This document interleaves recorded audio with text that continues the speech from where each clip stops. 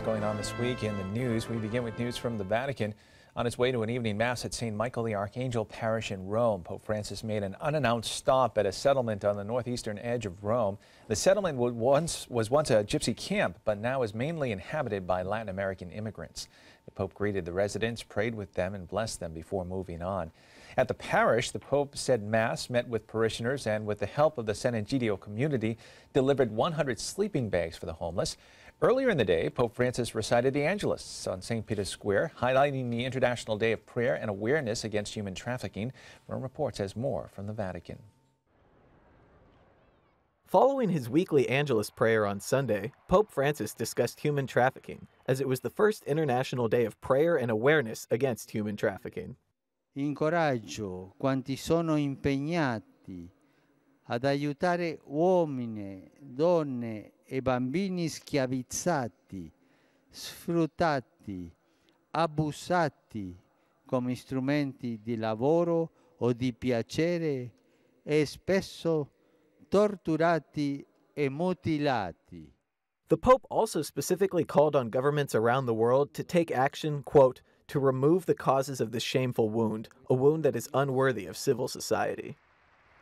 Ognuno di noi si senta impegnato ad essere voce di questi nostri fratelli e sorelle, umiliati nella loro dignità. Before his remarks about human trafficking, Pope Francis also reminded the crowd that this Wednesday, February 11th, is World Day of the Sick.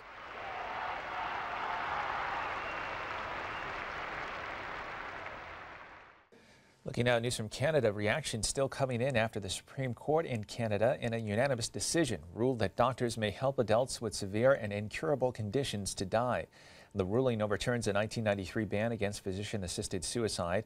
Archbishop Paul-André de Rocher, president of the Canadian Conference of Catholic Bishops, noted that Catholics are called by faith to assist all those in need, particularly the poor, suffering, and dying. He said that helping someone to commit suicide is neither an act of justice or palliative care. Archbishop James Michael Miller of Vancouver, British Columbia, said he was deeply troubled by the court's decision and urged Catholics to join with other advocates for vulnerable persons to respond with urgency. Back to the Vatican, some members of the Pontifical Commission for the Protection of Minors joined the president of the commission, Cardinal Sean O'Malley, at a press conference to talk about some of the proposed new norms the group is working on. Rome Reports has more from the Vatican. Cardinal Sean O'Malley explained how the Vatican Commission for the Protection of Minors is progressing. 10 working groups will propose measures to the Pope about the responsibility of bishops, how to treat victims, or the education of priests.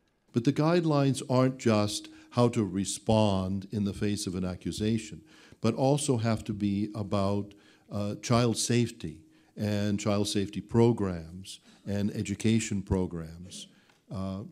And so it's also about prevention.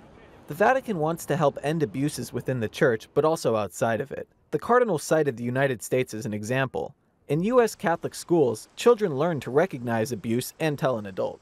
We see that maybe 75–80% of sexual abuse takes place in homes. And in today's world where more and more people are in situations of serial cohabitation, very often it's the partner abusing the children that's becoming more and more of a problem. But we need studies. There's not a lot of studies on the causes of this or the incidents even. The Commission is counting on support from victims of abuse. The Cardinal sat with Peter Saunders. Marie Collins was in the audience. Both said the Vatican must be willing to take action against bishops or they will walk away from the group. There have been far too many cover-ups. There have been far too many clergy protected, moved from place to place. This has got to be consigned to history very, very quickly. And if in a year or two there isn't some firm action on those matters, then I don't think I'll be sitting here talking to you. So, you know, as I say, we're not here for lip service. We're here to protect our children and our children's children. Personally, I think I probably would mirror what Peter said there. If we don't really, particularly in the bishop accountability within the next year or within 2 years at least, if we don't have something solid in place, I don't know that I would want to remain on the commission. It's as he said, you probably wouldn't find him here. Well, I don't think you'd find me here either. And that's survivor point of view. The commission will propose a day of prayer for the victims of abuse to raise awareness of the problem locally. They will also continue to work in groups until next October, when they plan to meet again at the Vatican. Finally in the news, in a run-up to the International Exposition on Feeding the Planet Energy for Life, Pope Francis broadcasted a message to experts in agriculture and forestry gathered in Milan. In his message, the Pope said that people need to address the root evils plaguing the world, such as unjust economies and systems that create inequality. For example, the Pope said the problem of world hunger at a time when there is more than enough food to feed the world shows how the real problem of malnutrition has not been properly addressed, despite all the international organizations and campaigns working to alleviate hunger.